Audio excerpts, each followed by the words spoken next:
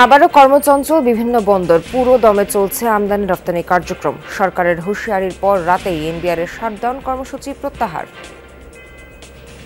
যৌক্তিক এবং আইনসঙ্গত যে বিষয়গুলি আছে সেগুলি নিয়ে ওনাদের সাথে আবার সরকার বসবে। অর্থনীতির বৃহত্তর স্বার্থে এবং জনগণের স্বার্থ বিবেচনায় নিয়ে এনবিআর সংস্কার ঐক্য পরিষদ তাদের কমপ্লিট শাটডাউন এত দ্বারা প্রত্যাহার করেছে। সাবেক 2 সিইসিকে হেফাজতে নেয়ার প্রক্রিয়া গ্রহণযোগ্য নয় মত বিশেষজ্ঞদের। ভোটে অনিয়ম বন্ধের সতর্কবার্তা হিসেবে দেখছেন তারা। দায়িত্বে থাকাকালীন নির্বাচন কমিশন যদি অসদাচরণ করে তাহলে সুপ্রিম জুডিশিয়াল কাউন্সিল গঠন করে তাদের বিরুদ্ধে ব্যবস্থা নেওয়া সম্ভব। এই ঘটনার পরে এখনকার কমিশন কেন, ভবিষ্যতে যে কমিশন আসবে প্রত্যেক কমিশনের মধ্যে এক ধরনের ভাবনা কাজ করবে যে আমাদেরকে সতর্কতার সঙ্গে কাজ করতে হবে। রাজধানী থেকে নিখোঁজ এইচএসসি পরীক্ষার্থীর সন্ধান মিলল সাভারে। পরিবারের কাছে বুঝিয়ে দিল র্যাব। অজ্ঞান করে অজানা স্থানে নেয়ার দাবি ভুক্তভোগীর। চট্টগ্রামে হঠাৎই মাস্ক ও স্যানিটাইজার সংকট, বিক্রেতাদের নানা অজুহাত। অসাধু ব্যবসায়ীদের সতর্ক করলেন মেয়র। নেত্রকোনার সীমান্ত এলাকায় রহস্যময় বাড়ির সন্ধান, মালিক কুমিল্লার মহব্বত আলী। 5 আগস্টের পর এখানেই আত্মগোপনে ছিলেন সাবেক মন্ত্রী তাজুল ইসলামের শ্যালক। বর্ষার শুরুতে সিরাজগঞ্জে যমুনার তীর রক্ষা বাঁধে ভাঙন, নদীগর্ভে বিলীন রাস্তাঘাট, ফসলি জমি, আতঙ্কে স্থানীয়রা। এরকম ভাবে যদি ভাঙন অব্যাহত থাকে দ্রুতই এই গ্রামগুলো নদীর গর্ভে বিলীন হয়ে যাবে। আঙ্গুর খাওয়া দাওয়া নাই, ঘুম নাই, আমার মনে করে যে কখন বাড়িটা ভেঙে যাবে। যুক্তরাষ্ট্র ইসরায়েলের হামলার পরও টিকে আছে ইরানের বেশ কিছু পারমাণবিক স্থাপনা। ফের ইউরেনিয়াম সমৃদ্ধকরণ কর্মসূচি চালুর শঙ্কা আইএইএ এর।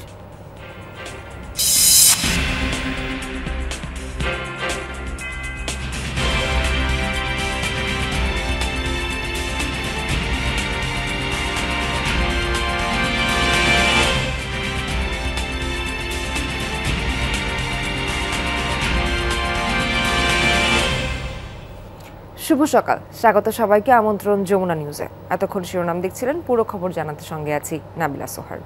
এনবিআর কর্মকর্তা কর্মচারীদের কমপ্লিট শাটডাউন প্রত্যাহার হয়েছে। আজ থেকে আবারও দেশের সব বন্দর ও কাস্টমস হাউসে পুরো দমে শুরু হয়েছে কার্যক্রম। বিস্তারিত জানাতে বিভিন্ন বন্দর থেকে যুক্ত হচ্ছেন আমাদের সহকর্মীরা। হিলি স্থলবন্দরে রয়েছেন সহকর্মী মুরাদ ইমাম কবির। যাচ্ছি মুরাদের কাছে। মুরাদ, হিলি স্থলবন্দরে পণ্য খালাস ও আমদানি রপ্তানি কার্যক্রম কি আদৌ শুরু হয়েছে? হলেও কেমন দেখছেন সেখানে কার্যক্রম? সোহার, এখন পর্যন্ত হিলি স্থলবন্দরের কার্যক্রম শুরু হয়নি। যে আপনি জানেন যে কমপ্লিট শাটডাউনের কারণে কিন্তু বন্দরে গত 2 দিন ধরে আমদানি রপ্তানি বন্ধ ছিল এবং সমস্ত কার্যক্রম বন্ধ ছিল। আপনি যেই ট্রাকগুলো দেখতে পাচ্ছেন এগুলো কিন্তু ভারত থেকে আমদানি হয়ে আসা পণ্য বোঝাই ট্রাক। এই ট্রাকগুলো কিন্তু ছাড় না নিতে পারার কারণেই কিন্তু এইভাবে বন্দরে আটকা পড়ে আছে। তো আজকে যেহেতু গতকালকে কাস্টমসের যে কর্মসূচি চলছিল কমপ্লিট শাটডাউন, সেটি প্রত্যাহার করা হয়েছে। তবে সেই কারণে কিন্তু আজকে কিন্তু বন্দরের আমদানি রপ্তানি সহ থেকে কাস্টমসের যে কার্যক্রম সেটি স্বাভাবিকভাবে চলবে। আজকে যেহেতু এখন সকাল 8টা বাজে, বন্দরের কার্যক্রম আমরা দেখেছি স্বাভাবিকভাবে। অন্যান্য দিন 10টা 11টার দিকে বন্দরের যে স্বাভাবিক যে কার্যক্রম সেটি শুরু হয়। আজকেও ঠিক ওই একইভাবেই একই সময় হয়তো বন্দরের আমদানি রপ্তানি কার্যক্রম থেকে শুরু করে বন্দরের যে কাস্টমসের যে কার্যক্রম সেটি চালু হবে।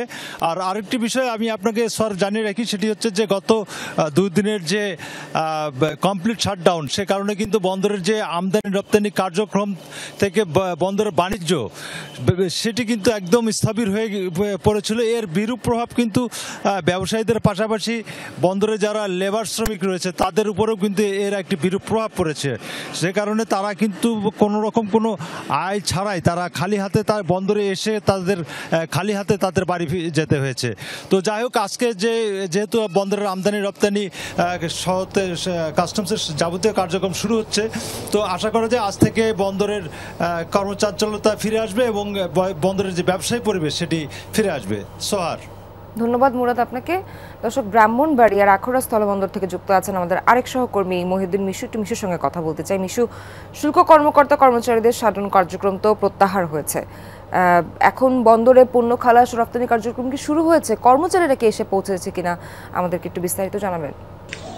সোহার, আপনাকে ধন্যবাদ। আমার সহকর্মী হিলি থেকে মুরাদ ইমাম কবির যেমনটা জানাচ্ছিলেন, ঠিক তদ্রূপই আমি বলতে চাই। সেটা হলো বাংলাদেশের এই যে ব্রাহ্মণবাড়িয়ার আখাউড়া স্থলবন্দরে কিন্তু কাস্টমস কর্মকর্তা কর্মচারীদের ডাকা যে কর্মসূচি ছিল তাদের কমপ্লিট শাটডাউন, সেই কমপ্লিট শাটডাউনের আওতায় কিন্তু এই আখাউড়া স্থলবন্দর দিয়ে কিন্তু শনিবার এবং গতকাল রবিবার কমপ্লিট আমদানি রপ্তানি বাণিজ্য বন্ধ ছিল। এবং আজকে আমি যদি আমার সহকর্মীকে একটু আমার পিছনটা দেখাতে বলি, আজকে সকাল থেকে কিন্তু একটি মাছের গাড়ি এবং আটা এবং ময়দাবাহী 3টি গাড়ি, তার মানে 4টি গাড়ি কিন্তু সকাল থেকে এ পর্যন্ত আখাউড়া স্থলবন্দরে এসে পৌঁছেছে। এবং আখাউড়া স্থলবন্দরের যে কর্মকর্তা কর্মচারী, কাস্টমস কর্মকর্তা কর্মচারী, ব্যবসায়ীদের আনাগোনায় মুখরিত হয়েছে এবং কর্মচাঞ্চল্য একটি পরিবেশ সৃষ্টি হয়েছে আখাউড়া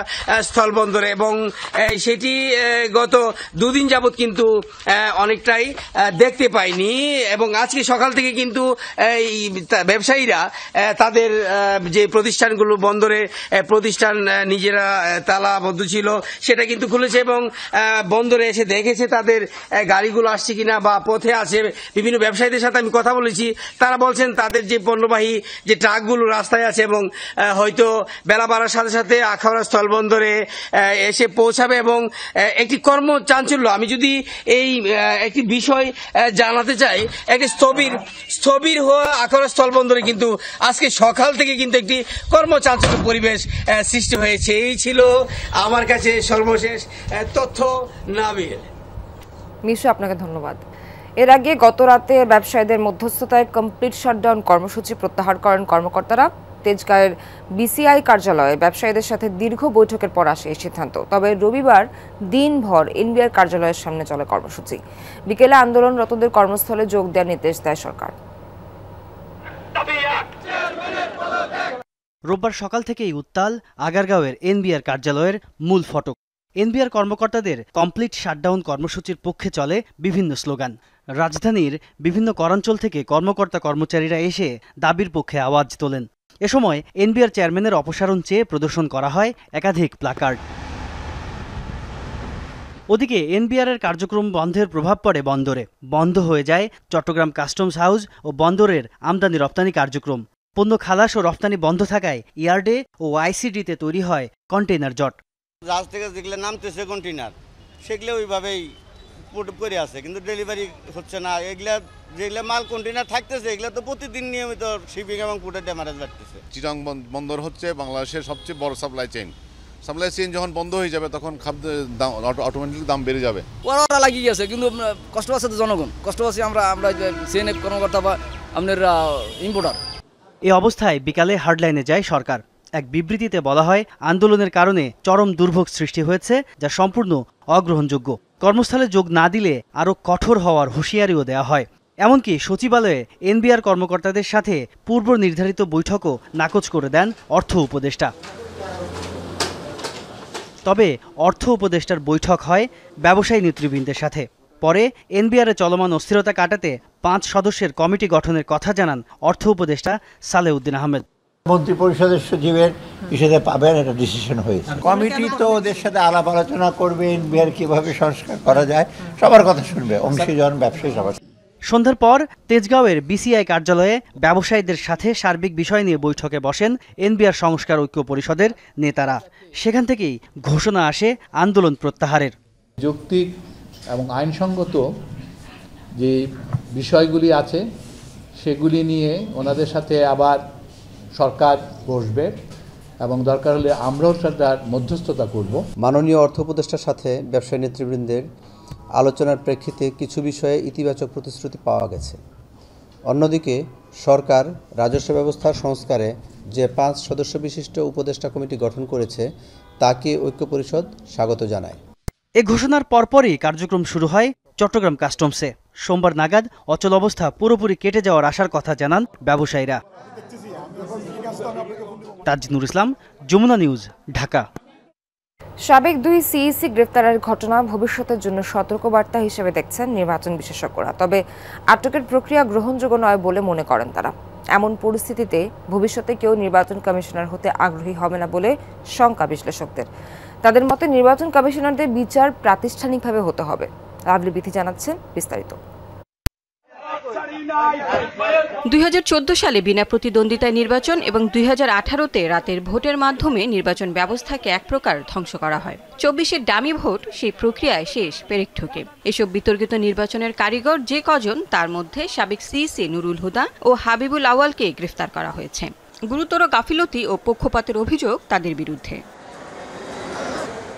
ভবিষ্যতে কেউ যেন নির্বাচনে অনিয়ম করতে না পারে, সেজন্য এটিকে সতর্ক বার্তা হিসেবে দেখছেন বিশ্লেষকরা। 2 সিইসিকে আটক প্রক্রিয়া গ্রহণযোগ্য হয়নি বলেও মনে করেন তারা। তাদেরকে সমন দিলেই তারা আদালতে গিয়ে হাজির হতো, আমি নিশ্চিত। তো এটা করা হয়নি, কিন্তু একজনকে হেনস্থা করা হয়েছে, যেটা চরম নিন্দনীয়। আমরা কিন্তু তাদের বিরুদ্ধে ফৌজদারি মামলা করার সুপারিশ করিনি। এটা একটা সাংবিধানিক পদ, তাকে যদি আপনাকে জবাবদিহিতার আওতায় আনতে হয় তাহলে সেটা সংসদই হচ্ছে তার একমাত্র জায়গা। এই দায়িত্বগুলোতে যারা থাকবে তাদের জবাবদিহিতা বিষয়টা একটা প্রাতিষ্ঠানিক প্রক্রিয়ার মধ্য দিয়ে করাই তো মানে যুক্তিসঙ্গত। বাংলাদেশে ক্রমাগতভাবে একটা এই যে প্রতিশোধের রাজনীতি, যেটা এটার ভিকটিম হয়ে যাচ্ছে সবাই। এই ঘটনার পরে এখনকার কমিশন কেন, ভবিষ্যতে যে কমিশন আসবে প্রত্যেক কমিশনের মধ্যে এক ধরনের ভাবনা কাজ করবে যে আমাদেরকে সতর্কতার সঙ্গে কাজ করতে হবে, সুষ্ঠু নির্বাচনের দিকে তাকিয়ে কাজ করতে হবে। নির্বাচন বিশ্লেষকরা বলছেন সংক্ষুব্ধ ব্যক্তি অনিয়মের অভিযোগ করতেই পারেন, তবে ফৌজদারি মামলায় তাদের গ্রেফতার করা হলেও আটকের প্রক্রিয়া ইসির উপর এক ধরনের চাপ সৃষ্টি করবে। অনেকেই ভবিষ্যতে ইলেকশন কমিশনার হইতে চাবেন না, কারণ বাংলাদেশে ইলেকশন সবসময় একটা বিতর্কিত ব্যাপার। আপনি যদি কেয়ারটেকার সরকারের সময় নির্বাচন দেখেন, যে দল হেরে গেছে তারা কিন্তু প্রশ্ন তুলেছে সবসময়। এই কারণেই যারা যদি কারো নাম প্রস্তাব হয় অনেকে ভাববে, দ্বিতীয়বার চিন্তা করবে, তৃতীয়বার চিন্তা করবে। তাদের উপরে এটা একটা মানসিক চাপ হিসেবে তো থাকবেই। কেউ হয়তো দায়িত্ব নেবে, কিন্তু তাকে প্রস্তুত থাকতে হবে যে নির্বাচন শেষ করার পরে তাকে বিদেশ চলে যেতে হবে, দেশ ছেড়ে। তো এইভাবে তো একটা দেশ আসলে আগায় না, এইভাবে প্রতিষ্ঠান আগায় না। সংবিধানের 118 অনুচ্ছেদ অনুযায়ী যে সুপ্রিম জুডিশিয়াল কাউন্সিল গঠনের বিধান আছে, দায়িত্বে থাকাকালীন নির্বাচন কমিশন যদি অসদাচরণ করে তাহলে সুপ্রিম জুডিশিয়াল কাউন্সিল গঠন করে তাদের বিরুদ্ধে ব্যবস্থা নেওয়া সম্ভব, ওটাই বিধান। কিন্তু দুর্ভাগ্যবশত এটা কার্যকর ছিল না। বিশ্লেষকদের মতে নির্বাচন একটি রাষ্ট্রের গণতান্ত্রিক চরিত্র তুলে ধরে, তাই সুষ্ঠু নির্বাচন চাইলে ইসিকে প্রাতিষ্ঠানিক ভিত্তির উপর দাঁড় করাতে হবে। এটা গণতান্ত্রিক রাষ্ট্রে কেউ দায়বদ্ধতার ঊর্ধ্বে নয়। লাভলি বিথি, যমুনা নিউজ, ঢাকা। এইচএসসি পরীক্ষা দিতে গিয়ে নিখোঁজ হওয়া মাহিরা বিনতে মারুফের খোঁজ মিলল সাভারে। রাতে র্যাবের পক্ষ থেকে এই তথ্য জানানো হয়। মেয়েটির দেওয়া তথ্য অনুযায়ী র্যাব জানায় রোববার সকাল 8টার দিকে রাজধানীর 300 ফিট সংলগ্ন আবাসিক এলাকার বাসা থেকে পরীক্ষা দেওয়ার উদ্দেশ্যে বের হয় মাহিরা। সরকারি বাংলা কলেজের শিক্ষার্থী মাহিরার পরীক্ষা কেন্দ্রে ছিল মিরপুর কলেজ। মেয়েটি জানায় বাসা থেকে বের হওয়ার পর তাকে কেউ অজ্ঞান করে অজানা স্থানে নিয়ে যায়। সেখানে একটি ভবনের বাসার মধ্যে নিজেকে আবিষ্কার করে সে। সেখান থেকে কৌশলে পালানোর সময় তাকে উদ্ধার করে র্যাব। পরে মেয়েটিকে তার স্বজনদের কাছে হস্তান্তর করা হয়। র্যাব জানায় মেয়েটি মানসিকভাবে বিপর্যস্ত থাকায় তাকে বিস্তারিত জিজ্ঞাসাবাদ করা সম্ভব হয়নি। চট্টগ্রামে হঠাৎ করে দেখা দিয়েছে মাস্ক ও স্যানিটাইজারের সংকট। বিশেষ করে হাসপাতালগুলোর সামনের ফার্মেসি থেকে এসব সুরক্ষা সরঞ্জাম রীতিমতো উধাও। এই অবস্থায় অসাধু ব্যবসায়ীদের সতর্ক করেছেন সিটি মেয়র। করোনা সংক্রমণ কিছুটা বেড়েছে মাত্র, এরই মধ্যে এমন কৃত্রিম সংকটে বিস্মিত সাধারণ মানুষ।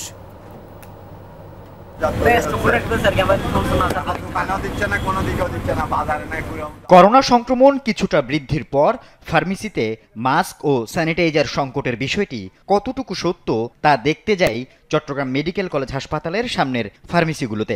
ক্রেতা সেজে বেশ কিছু ফার্মেসি ঘুরে দেখা গেল ভালো মানের মাস্ক এবং হ্যান্ড স্যানিটাইজার নেই। নিম্নমানের মাস্ক যা আছে সেগুলোর দামও বাড়তি। গেট হলে যারা আছে, যারা অন্য জিনিসপত্র দেয়, ওদেরকে বললো ওরা বলে মাস্ক নাই, ডিরেক্ট বলে মাস্ক নাই, আর অন্য কোনো ওদেরকে দেখাও যায় না। ওরা তো আসতেছে না, বলবো কাকে, আমরা বলার তো কেউ নাই।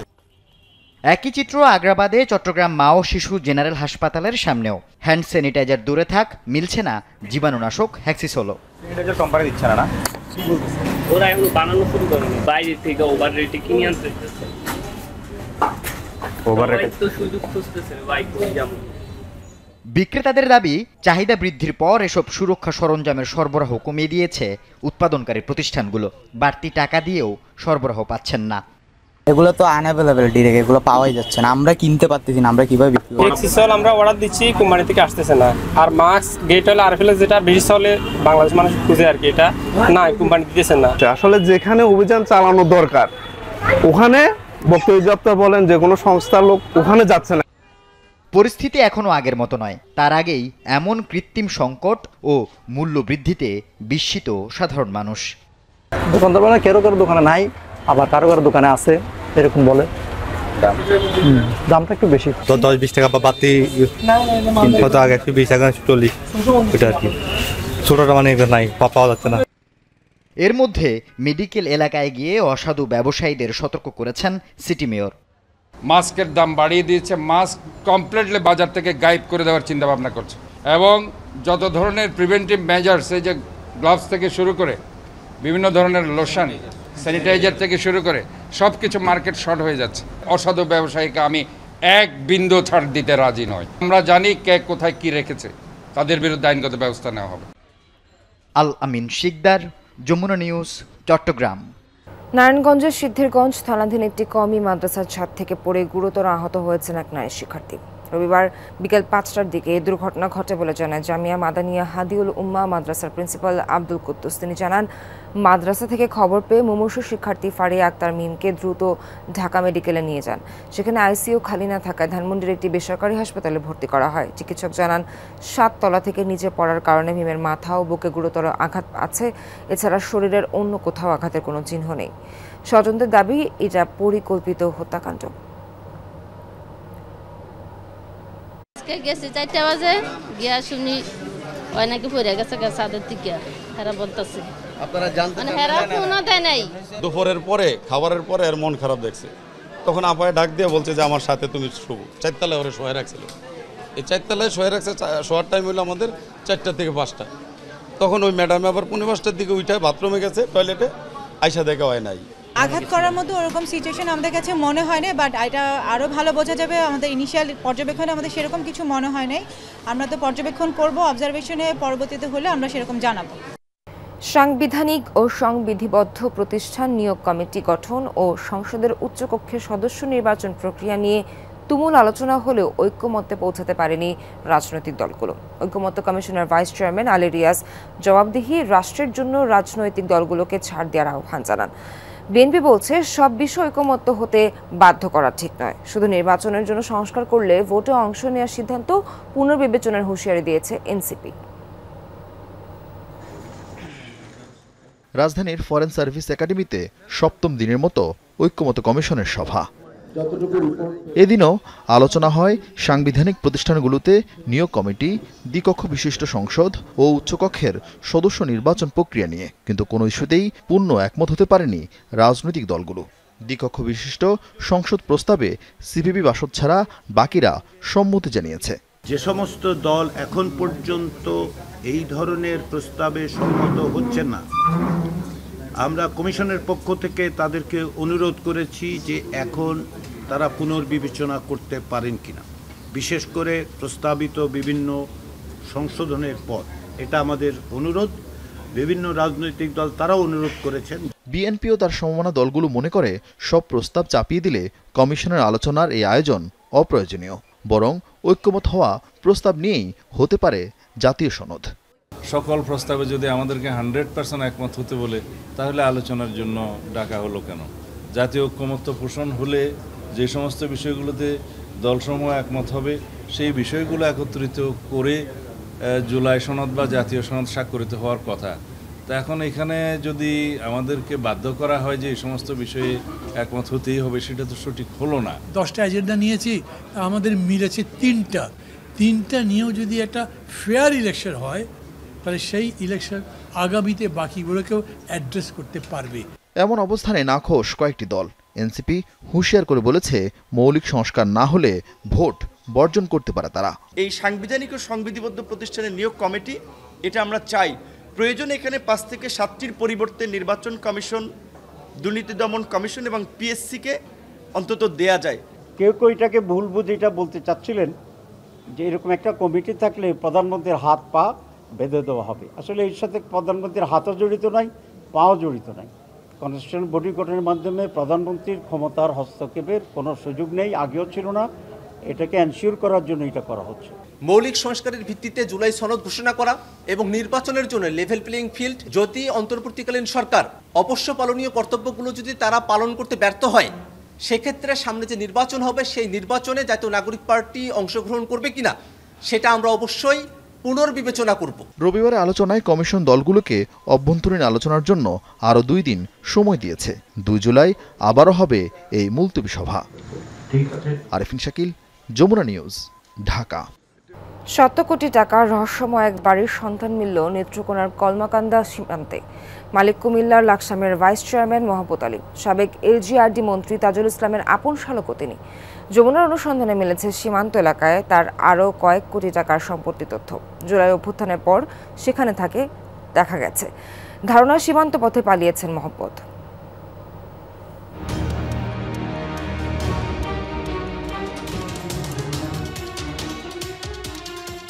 পাহাড় মেঘঘেরা কলমাকান্দা সীমান্ত, পাতলা এলাকায় যমুনা টিভির যাত্রা।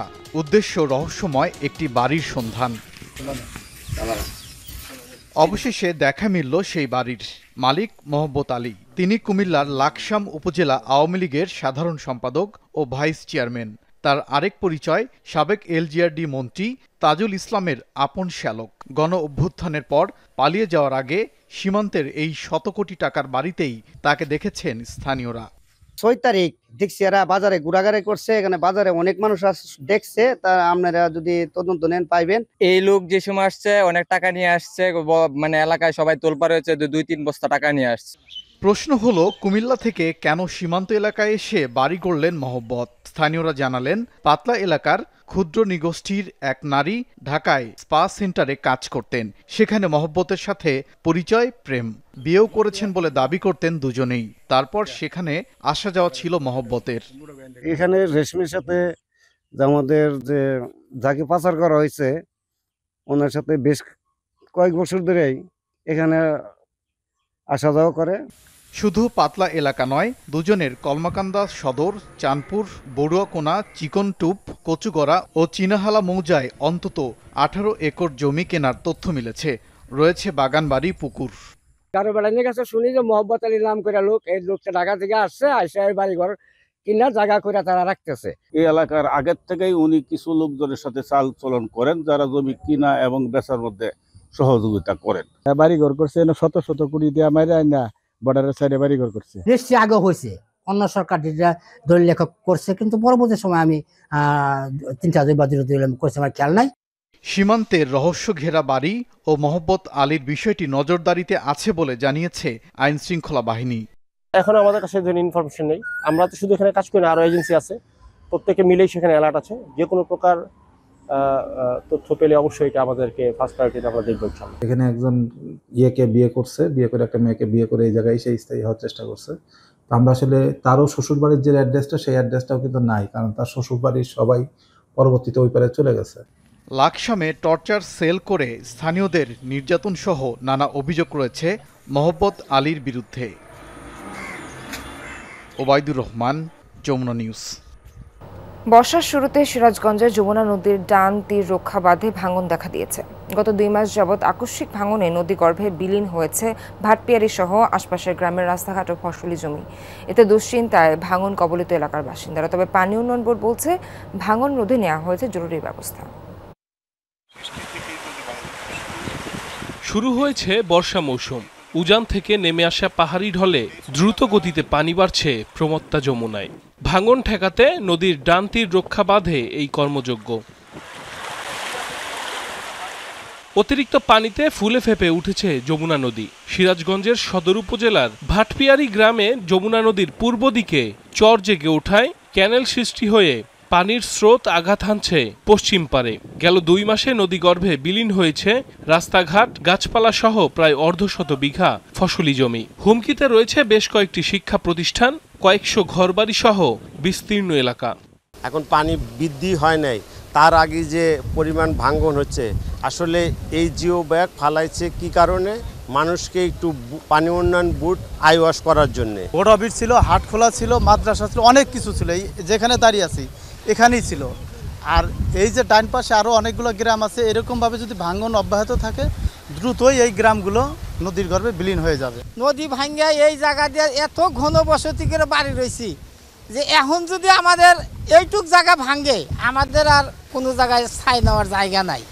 2020 সালে 464 কোটি টাকা ব্যয়ে ভাটপিয়ারি, সিংড়াবাড়ি, শুভগাছা 4 কিলোমিটার পশ্চিম ডান্তির রক্ষাবাঁধ নির্মাণ করে পানি উন্নয়ন বোর্ড। তবে চলমান ভাঙনে ক্ষতিগ্রস্ত হয়েছে সেই বাঁধের বিভিন্ন অংশ।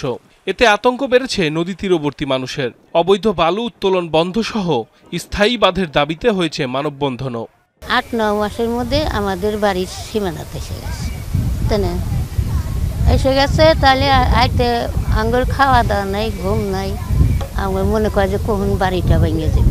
গ্রামবাসীর পক্ষে যেন সবাই থেকে আমাদের এই বালু উত্তোলন বন্ধ সহ এলাকাবাসীকে রক্ষার জন্য এখানে যেন একটা স্থায়ী বাঁধ নির্মাণ হয়। পানি উন্নয়ন বোর্ড বলছে ভাঙন রোধে জরুরি ভিত্তিতে পদক্ষেপ নিচ্ছে তারা। এছাড়া স্থায়ী ক্রসবার বাঁধ নির্মাণের জন্য প্রস্তাব দেয়া হয়েছে পানি সম্পদ মন্ত্রণালয়ে। যে জায়গাতে এখন নদী অবস্থান করতেছে ওটা কিন্তু স্থায়ী স্থির সংরক্ষণ কাজের ওখানে অবস্থান করতেছে। 2-1টি জায়গায় ওখানে স্লোপ এবং আপনার লাঞ্চিং এখন ক্ষতিগ্রস্ত হচ্ছে, যে জায়গাগুলোতে আমরা সঙ্গে সঙ্গে সেখানে জিও ব্যাগ দিয়ে আমরা মেরামত কাজ চালিয়ে যাচ্ছি। একটা জায়গায় ডিস্টার্ব পাই, এটা স্বাভাবিক জিনিস, তবে আমরা এটা সঙ্গে সঙ্গে মেরামত করে দিলে ব্যাংক লাইন শিফট হবে না আশা করি, এবং মেজর কোনো দুর্ঘটনা ওখানে ঘটবে না আশা করি। দ্রুত সময়ের মধ্যে স্থায়ী ক্রসবার বাঁধ নির্মাণের দাবি স্থানীয়দের। সাইফ আহমেদ, যমুনা নিউজ। জেলা পর্যায়ে শিল্প প্রতিষ্ঠান ও কর্মসংস্থান সৃষ্টির লক্ষ্যে প্রস্তুত করা হয় জামালপুর অর্থনৈতিক অঞ্চল। দীর্ঘ 9 বছর পার হয়ে গেলে উৎপাদন কার্যক্রম শুরু করতে পারেনি কোনো প্রতিষ্ঠান। সরকারি উদ্যোগে শিগগিরই অঞ্চলটি কর্মচঞ্চল করার দাবি স্থানীয়দের। 436 একর জমির উপর 2016 সালে নির্মাণ শুরু হয় জামালপুর অর্থনৈতিক অঞ্চল। 5 বছর পর 2021 সালে প্রস্তুত হয় শিল্পাঞ্চলটি। এরপর গার্মেন্টস, কৃষিভিত্তিক কারখানা ও মেডিকেল এবং সার্জিক্যাল আইটেম সহ 22টি প্রতিষ্ঠান বেজার সাথে চুক্তিবদ্ধ হয়। এর মধ্যে মাত্র 9টি প্রতিষ্ঠান অবকাঠামো নির্মাণ করেছে। তবে কবে নাগাদ শিল্প কারখানাগুলোতে উৎপাদন কার্যক্রম শুরু হবে তা জানা নেই কারো। শিল্পাঞ্চলটিতে নিরবচ্ছিন্ন গ্যাস, বিদ্যুৎ ও পানি সংযোগ রয়েছে। পরিদর্শনের পর বিনিয়োগে আগ্রহ দেখাচ্ছেন অনেকেই। ইলেকট্রিসিটি, গ্যাস অ্যান্ড ওয়াটার, এই 3টে ফ্যাসিলিটি অলরেডি এখানে চলমান আছে, এবং আমরা যেটা শুনলাম যে আগামী 3-4 মাসের মধ্যে এভরিথিং কমপ্লিট হয়ে যাবে। অনেকেই আসতেছে, আমরাও এসেছি এখানে একটা ইন্ডাস্ট্রি করা, এগ্রো বেসড ইন্ডাস্ট্রি করার জন্যে। আমরা আশা করছি যে এখানে আমরা শুরু করতে পারবো। স্থানীয়দের আশা, পুরো অর্থনৈতিক অঞ্চলটি চালু হলে প্রত্যক্ষভাবে কর্মসংস্থান হবে অন্তত 30,000 মানুষের। পাশাপাশি জীবনযাত্রার মান উন্নয়ন হবে। আগে কৃষি নির্ভর ছিল, সবাই কাজকর্ম করছে, কিন্তু এখন তো কৃষি ব্যবস্থা নাই, যার কারণে সকলেরই একটা আশা যে সকল প্রতিষ্ঠান চালু হবে, সবাই এখানে কাজকর্ম করবে। আমাদের জমি নিয়েছে, আমরা কর্ম করে খাবো, আমাদের বেকার সমস্যা দূর হবে, আমরা এটা প্রত্যাশা করছিলাম, কিন্তু তা হইতেছে না। হয়ে গেল 8-9 বছর, কিন্তু এখনো পর্যন্ত কোনো সুফল পাচ্ছি না। জমিও চলে গেছে, ব্যবসা বাণিজ্য হচ্ছে না, তাহলে আমরা কি করি? আমাদের দেশের আমরা যারা জুট জমা দিছি তাদের আমগর জন্য একটু সুবিধা হইতো, ছেলেপেলে দেশে করে খাবার পাইতো। এখানকার পরিচালক জানান, শিল্পাঞ্চলটি পুরোপুরি প্রস্তুত। শিগগিরই উৎপাদনে যাবে বিনিয়োগকারী প্রতিষ্ঠানগুলো। আমরা যাদেরকে জমি দিয়েছি তারা অনেকেই ইন্ডাস্ট্রি করতেছে, কেউ কেউ একেবারে ফাইনাল স্টেজে আছে, আবার এরকম অনেকেই আছে যারা স্টার্টই করে। তাদেরকে আমরা টাকাটা দিচ্ছি, আপনারা তাড়াতাড়ি করেন, আমাদের গ্যাস, পানি, বিদ্যুৎ এগুলো তো আমরা দিব, এগুলা মোটামুটি রেডি আছে। অর্থনৈতিক অঞ্চলটি নির্মাণে তৎকালীন আওয়ামী লীগ সরকার ব্যয় করে 330 কোটি টাকা। বিভাগের একমাত্র অর্থনৈতিক অঞ্চলের কাজ চলছে কচ্ছপ গতিতে। কিছু শিল্প প্রতিষ্ঠান বিনিয়োগ করলেও তারা উৎপাদন কার্যক্রমে যাচ্ছে না। এ অবস্থায় জেলার অর্থনীতি সহ প্রভাব পড়েছে কর্মসংস্থানেও। সাগর ফরাজি, যমুনা নিউজ, জামালপুর। একমাত্র ছেলেই ছিল বেঁচে থাকার ভরসা। অভাবের সংসারে কখনো কারো কাছে হাত পাততে দেয়নি ছেলে, কিন্তু ক্যান্সারে আক্রান্ত হয়ে সেই ছেলে মারা যাওয়ায় এখন মা মদিনা খাতুন দিশেহারা হয়ে পড়েছে।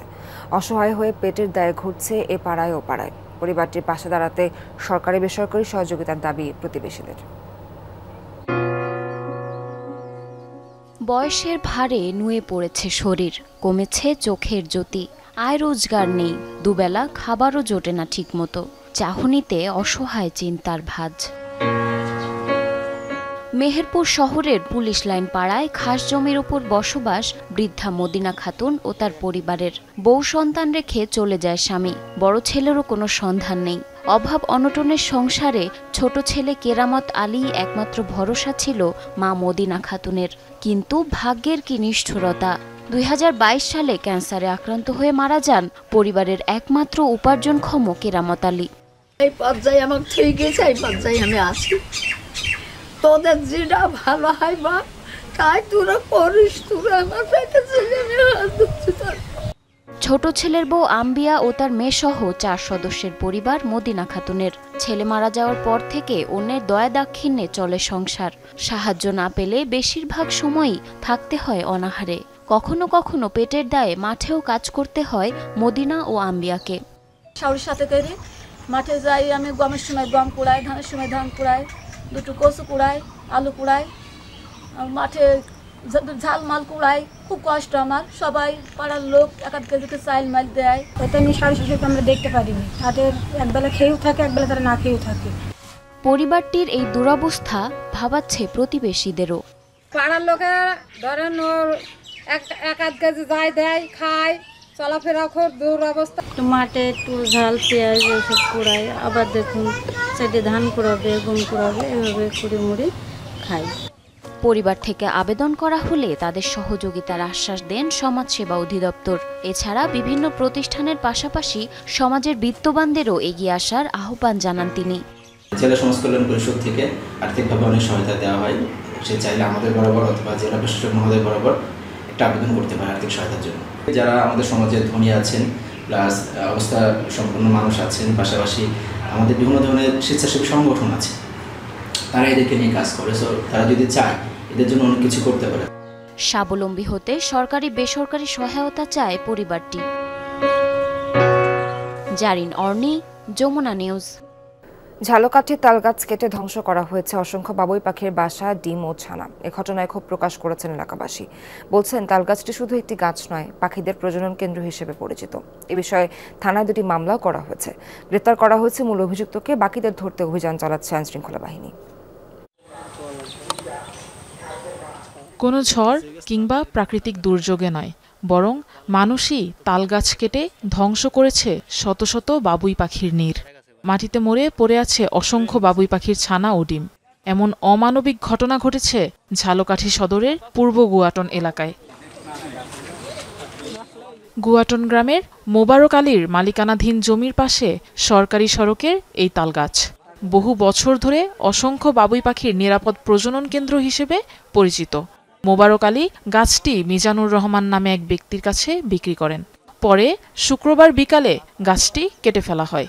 এতে নষ্ট হয় অসংখ্য বাবুই পাখির বাসা, ডিম ও ছানা। ওরা যেহেতু সমাজের একটু উঁচু শ্রেণীর লোক না, ওদের কথাবার্তা কেউ শোনে নাই, না শুই না, তারা এই গাছটাকে একদম ওদের চোখের সামনে শোয়াই দিয়েছে। পাখি অন্তত 400 পাখি হবে, ডিম বাচ্চা সহ অনেক পাখি আছে। আমরা এটা বাধা দিয়েছিলাম, কিন্তু তারা এই বাধা উপেক্ষা করে তারা এই গাছ নামাই নিয়েছে কাটিয়া। এই ঘটনায় ঝালকাঠি থানায় 2টি মামলা দায়ের করা হয়েছে। এরই মধ্যে গ্রেফতার করা হয়েছে একজনকে। লোকাল যে ইউনিয়ন পরিষদের সদস্য, উনি থানায় নিজে বাদী হয়ে এটি এজাহার দিয়েছেন। সেই মামলাটা থানায় রুজু হয়েছে। অপরদিকে বন বিভাগের কর্মকর্তা বিজ্ঞ আদালতে বন্যপ্রাণী সংরক্ষণ আইন 2012 অনুযায়ী একটা মামলা করেছে। এদিকে পাখিদের প্রজনন কেন্দ্র হিসেবে পরিচিত গাছটি কেটে ফেলায় ক্ষুব্ধ এলাকাবাসী। বন্যপ্রাণী হত্যার অপরাধে অভিযুক্তদের দৃষ্টান্তমূলক শাস্তির দাবি জানিয়েছেন তারা। আফরোজা লামিয়া, যমুনা নিউজ। সৌদি আরব সহ বিভিন্ন মুসলিম দেশে পণ্য রফতানির ক্ষেত্রে হালাল সার্টিফিকেট দেবে ইসলামিক ফাউন্ডেশন। সৌদি আরবের প্রতিনিধি দলের সাথে বৈঠকে চূড়ান্ত হলে প্রস্তুতি নেবে ধর্ম মন্ত্রণালয়। এসব কথা জানিয়েছেন ধর্ম উপদেষ্টা ডক্টর আ.ফ.ম. খালিদ হোসেন। রোববার বিকেলে রাজধানীর ওসমানী মিলনায়তনে প্রশিক্ষণপ্রাপ্ত ইমামদের জাতীয় সম্মেলনে প্রধান অতিথির বক্তব্যে একথা বলেন তিনি।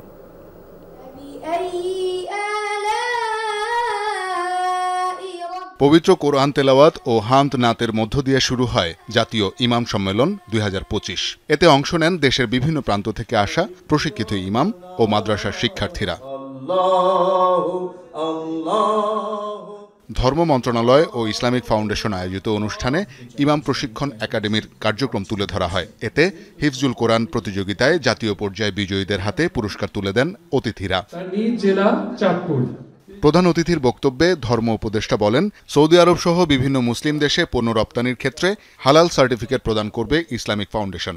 সৌদি আরবের একটা ডেলিগেশন আমাদের বাংলাদেশে আসতেছে।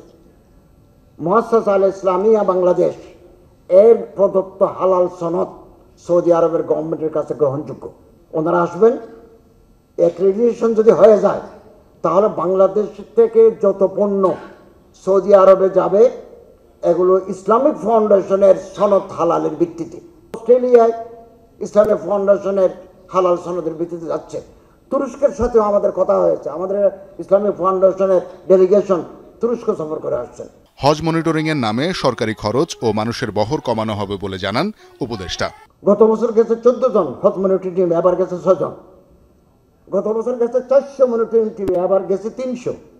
আরও কমাতে পারি কিনা, ফেসিলিটিস কমাইয়ে দেব কিনা, কেবল হাজিদের সেবার জন্য যারা যাবেন তাদেরকে পিক আপ করবো, তাদের নেব, পয়সা কামানোর জন্য নেব না। আমাদের মসজিদ ভিত্তিক শিশু গণশিক্ষার সাথেও যারা যুক্ত, ফিল্ড সুপারভাইজার, কেয়ারটেকার যারা আছেন, আমি তাদেরকে অনুরোধ করব আপনার হাজি সংগ্রহ করে দেন। 10 জন হাজি সংগ্রহ করতে পারলে আপনাকে হজে নেব। ওলামা বান্ধব সমাজ গড়তে সবার পরামর্শ ও সহযোগিতা চান ধর্ম উপদেষ্টা। শওকত মঞ্জুর শান্ত, যমুনা নিউজ, ঢাকা।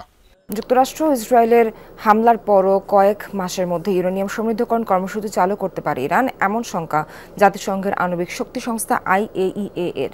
দাবি, হামলায় বেশ কয়েকটি পারমাণবিক কেন্দ্র ক্ষতিগ্রস্ত হলেও এখনও টিকে আছে কিছু স্থাপনা, যেগুলোতে থাকা সেন্ট্রিফিউজের সাহায্যে খুব শিগগিরই ইউরেনিয়াম সমৃদ্ধকরণ করা সম্ভব।